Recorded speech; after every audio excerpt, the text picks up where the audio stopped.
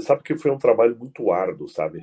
Primeiro eu tenho que agradecer, porque o presidente que me levou foi o Cizianando, uma pessoa assim que, pô, aprendi também a gostar demais, cara. Conheço hoje a família dele. É um vilanovense de quatro costados, como a gente fala aqui no Sul, sabe, Douglas? E claro que nós não tínhamos investimento para concorrer com o Goiás. Naquela época, o treinador era o Hélio dos Anjos do Goiás. O Goiás era um timaço, cara. Se eu não me engano, era Danilo, Arley. Vocês podem me ajudar aí. Era, Arley, acho que era, Yarley, tinha o era, Valmir Lucas tinha subido, o é, Amaral, o cara, Hernando, eram três zagueiros, assim, com dois alas, volante, um time muito forte, cara. Amaral, se eu não me engano, cara. Amaral. Tanto é que na minha estreia a gente toma uma goleada, né? Eu cheguei, não, quis fazer o jogo, vou pro jogo, fui pra Serra Dourada, acho que só conversei com os atletas um dia antes, fui pro jogo e tomamos um sapeca iaiá lá, mas o trabalho fluiu, cara. Nós não deixamos o Vila. Aconteceu um desastre no campeonato regional. Infelizmente, fomos perder um jogo lá em Morrinhos, acho, se não me... Mineiros, que a gente não conseguiu classificar, né? E aí começou a Série B. E, infelizmente, né, os reforços chegaram em cima da hora. Um dos reforços que a gente trouxe do Atlético Paranaense, você vai lembrar, o William Bigode, que hoje daí virou a É. realidade. Eu tinha um diretor de futebol, Wilton José da Costa, e aí não conseguimos dar tempo, porque eu comecei o campeonato, eu empatei em casa e perdi para o Ipatinga, que foi expulso um jogador nosso, e aí no terceiro jogo já interrompeu o trabalho, e não deu para a gente usufruir aquilo que com certeza ia dar certo, né? Primeiro que o Vila Você teve problema com ele, né? tive problema, porque a gente sabe como é, né? O futebol é imediatismo, não dá para ficar protelando a negociação, tinha que trazer jogador. Nós estávamos com um jogador que recém tinha terminado o campeonato goiano, nós precisávamos de uma renovação. Eu me lembro que no vestiário nós tínhamos problema, Ratinho tinha uma ala, o Canindé estava com outra ala. São jogadores importantes, mas o time, a equipe não estava com ambição, né? Não estava coesa, ser unida para a gente atingir o objetivo. E a gente sabe a massa da torcida do Vila Nova, né, Douglas? Uma torcedora assim fanático, e a gente sabe da exigência e da cobrança. Então, cada jogo que passava, cada dia que passava, o tempo era contra nós, né? E a gente sabe que para você ter um acesso, você tem que ter regularidade. E quando você não tem regularidade, oscila, você sabe que, infelizmente, ainda essa cultura tá mudando bem lentamente, mas está, que é a cultura do resultado, né? O resultado não vem, o treinador paga o preço, mas infelizmente ali a gente errou um pouquinho no planejamento, nós não tivemos a, a rapidez, a velocidade, tinha que ser agressivo no mercado.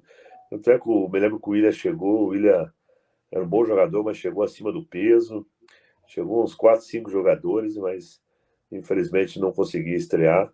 E é uma equipe assim que também tem todo o carinho. E agradeço, né, por tudo que foi feito, mas foi uma passagem rápida e infelizmente não atingimos, né, que era de grande valia atingir o objetivo com esse clube. O Vila que naquele ano sofreu na Série B, Gilson. O Vila quase foi rebaixado, teve É, passagem também, depois veio o Wagner Bernazzi, o Edson Gaúcho, o Arthurzinho, e por é. último era o Zé Humberto, que era da base do Sub-20. Então, 5 treinadores.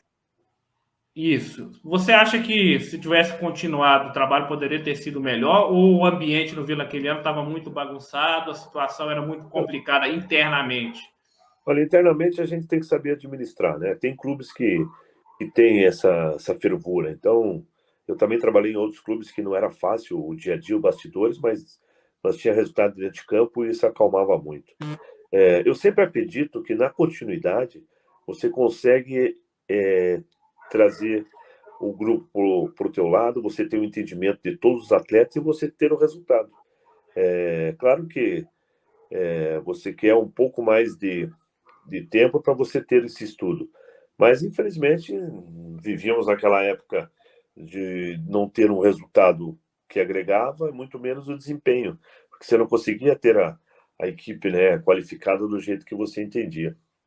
Então você vê, você acabou de falar aí, ó, 5 trocas de treinadores, são 5 filosofias, é muita troca. E o Isso não Vila vai. aquele ano, Gilson, teve 55 jogadores. Pois é. Aí, né, você pode chegar a uma conclusão hoje que ninguém terminou o ano, ninguém tinha convicção, todos os planejamentos foram para água abaixo, não conseguiram sustentar nenhum planejamento, viveram do quê? Viveram do resultado e viveram de uma pressão da imprensa. Está errado, né? A gente sabe que a imprensa vai fazer o papel dela, porque é o comentário, é a crítica e o elogio. Hoje tem as redes sociais que também fomentam muito com a crítica e o elogio, mas nós temos que ter a razão. Por mais que você saia chateado, cabeça quente, tem que entender que a mobilização para o próximo jogo se faz muito necessário, corrigir os erros com os atletas, motivar, cobrar, mas já entender que no próximo jogo você tem que melhorar e é assim que você tem que fazer, né? E agora, se você tem uma continuidade, fica muito mais fácil você entender como que o Douglas Rocha ele reage com a vitória, reage com a derrota, reage na pressão, reage com um homem a menos, reage com um homem a mais, como que é o dia a dia do Douglas. Então, isso você vai só o tempo para você ter todo esse entendimento. Você voltaria para o Vila Nova numa Não, sem sombra de oportunidade? dúvida. O Vila está fazendo um grande campeonato, o Vila é um time grande, já está na hora também de ter as pretensões, né, de jogar uma Série A, e, e isso está acontecendo, está fazendo também um grande trabalho. Olha o que nós estamos falando de continuidade. Essa diretoria, esse presidente já está em algum tempo aí, não está, Douglas? Tem desde 2020. Então, está começando, tá colhendo os resultados, né? Antigamente se viu o Vila sempre trabalhando, vamos dizer assim, na metade da tabela, às vezes metade para baixo. Faz o quê? Uns 2 anos está trabalhando na metade para cima. Então, o ano passado também fez um trabalho bacana.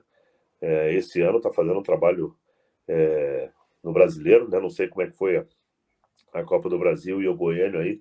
O Como é que foi? Goiano, o Vila foi eliminado nas quartas de finais para o Anápolis. Perdão. Na Copa do Brasil, foi eliminado na segunda fase pelo Cuiabá. Nos 2 últimos anos, o Vila escapou meio na bacia das almas da Série C, né? Entendi. Nós tivemos aí o Igor Magalhães, que assumiu depois do Emerson Maria em 2021. O time conseguiu escapar do rebaixamento. Ano passado estava praticamente rebaixado, trouxe o Alan Al, segundo turno deu uma arrancada e conseguiu permanecer.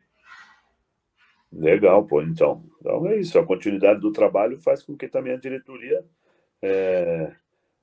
sejam muito mais assertivos, né? E, claro, o erro não quer dizer que não vai acontecer, mas aprende demais com isso, né?